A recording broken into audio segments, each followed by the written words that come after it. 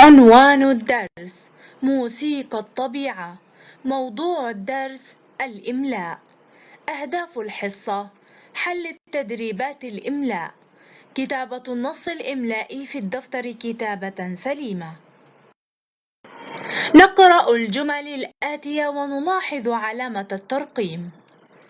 ما أجمل الربيع. أين تذهبين في العطلة الصيفية؟ الفواكه كثيرة الأنواع، منها البرتقال والتفاح والعنب. وصلت سماح إلى المدرسة باكرا. قال سيدنا محمد صلى الله عليه وسلم: الدين النصيحة. هيا بنا نتعرف على علامات الترقيم.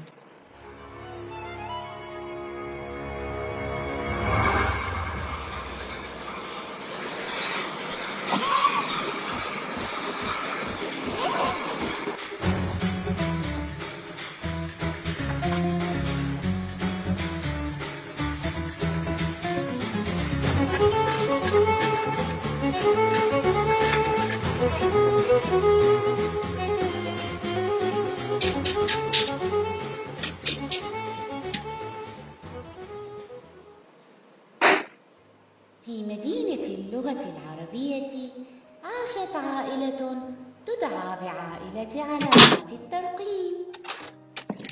اشتهرت هذه العائلة بمساعدتها للقراء في فهم وتوضيح الكلام المكتوب. هيا لنتعرف معا على بعض أفراد هذه العائلة.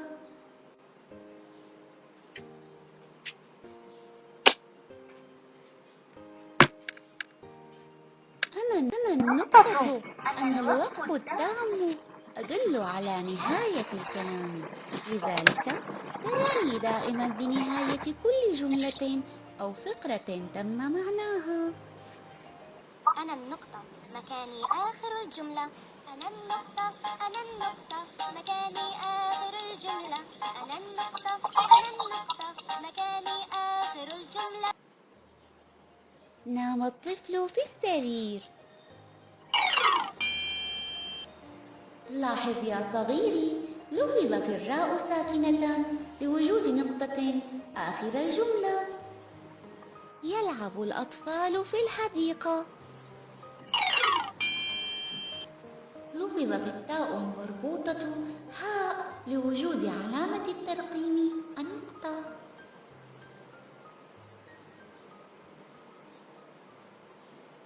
أنا النقطة، مكاني آخر الجملة. أنا النقطة، أنا النقطة، مكاني آخر الجملة. أنا النقطة، أنا النقطة، مكاني آخر الجملة. النقطة توضع بنهاية جملة أو فقرة تم معناها وتدل على نهاية الكلام.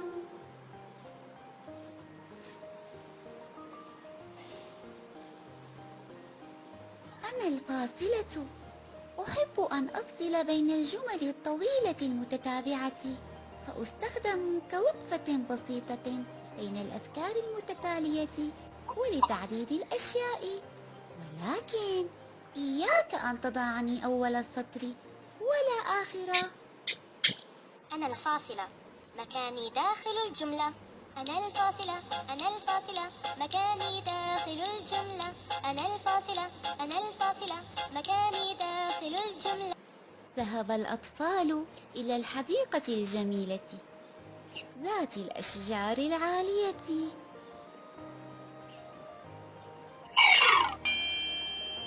والأزهار الجميلة.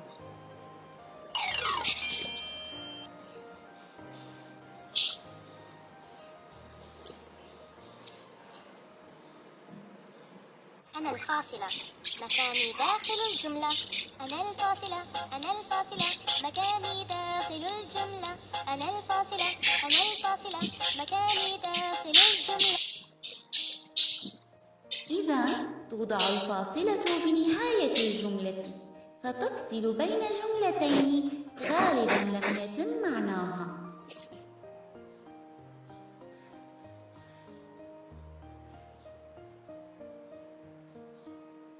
النقطتان الرئيسيتان نقف فوق بعضنا البعض ليبدأ القول بنا، فنوضح للقارئ كلام الشخصية في النص. النقطتان لتوضيح الكلام. النقطتان أنا أيضا علامة، دوري مهم يا سلام، أوضح الكلام. قالت المعلمة: حان وقت الدرس يا أطفالي. سأل حسام: بأي صف أنت؟ أجابت ليلى: أنا في الصف الثاني.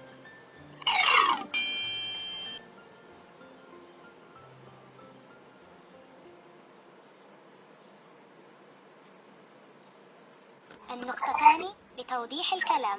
النقطتان أنا أيضا علامة، دوري مهم يا سلام، أوضح الكلام.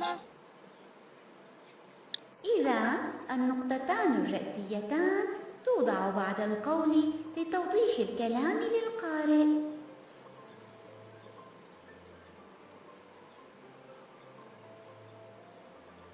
أنا علامة التعجب والتأثر، أحب التعبير عن المشاعر القوية، فأظهر بكل جملة لها تأثيرا على العواطف، سواء أكانت تعجبا أو خوفا، فرحا أو حزنا.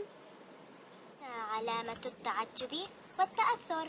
يا علامة التعجب، يا علامة التعجب.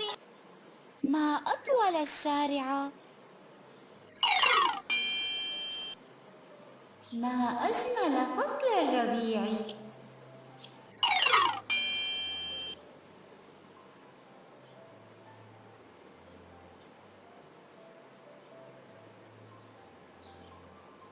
أنا علامة السؤال، شعار البحث والاكتشاف، لذلك تراني بنهاية كل جملة استفهامية بدأت بإحدى أدوات الاستفهام.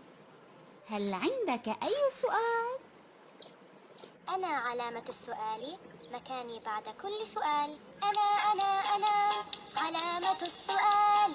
أنا علامة السؤال. أين وضعت القلم يا يزان؟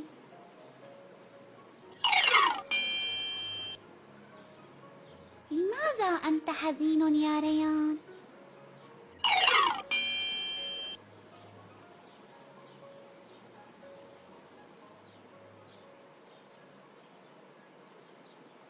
أنا علامة السؤال، مكاني بعد كل سؤال. أنا علامة السؤال. أنا علامة السؤال. توضع علامة السؤال بنهاية جملة استفهامية بدأت بإحدى أدوات الاستفهام. هيا يا صغيري، ضع علامات الترقيم بالمكان المناسب لها. في يوم من أيام الربيع الجميلة خرجا سامي ومنال إلى الحديقة. قال سامي: انظري إلى الأزهار الملونة.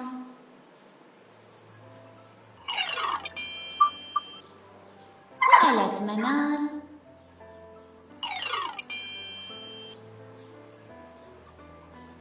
لماذا يجمع النحل الرحيق من الأزهار؟ أجاب سامي: كي يصنع منه العسل اللذيذ. ما أجمل فصل الربيع.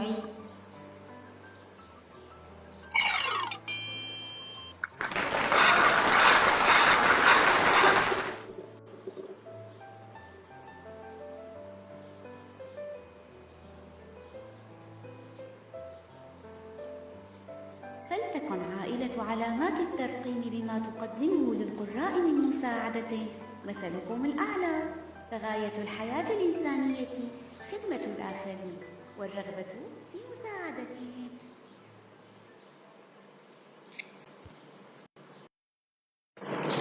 نستنتج أن توضع علامة الاستفهام بعد جملة السؤال. توضع علامة التعجب بعد الكلام الذي يدل على الدهشة والاستغراب. توضع النقطة في نهاية الجملة. توضع الفاصلة للفصل بين أجزاء الكلام وأقسام الشيء. توضع النقطتان الرئيسيتان بعد القول.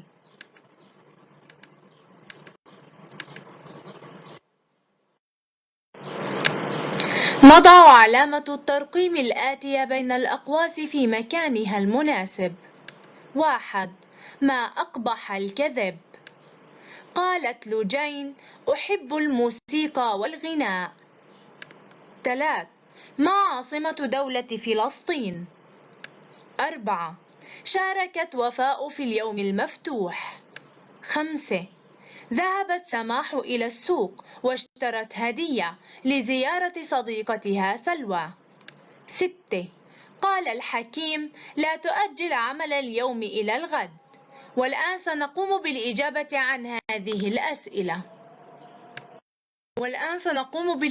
عن هذه الجمل. أولا، ما أقبح الكذب. هنا علامة تعجب. قالت لوجين: نقطتان رئيسيتان: أحب الموسيقى والغناء. ثالثا، ما عاصمة دولة فلسطين؟ علامة سؤال. شاركت وفاء في اليوم المفتوح. جملة عادية. نقطة.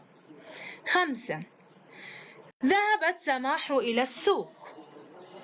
فاصلة. واشترت هدية لزيارة صديقتها سلوى. نقطة. 6. قال الحكيم: نقطتان رئيسيتان: لا تؤجل عمل اليوم إلى الغد. نقطة. إلى اللقاء مع حصة جديدة من حصص اللغة العربية، مع تحيات معلمة المادة سحر عليان. إلى اللقاء.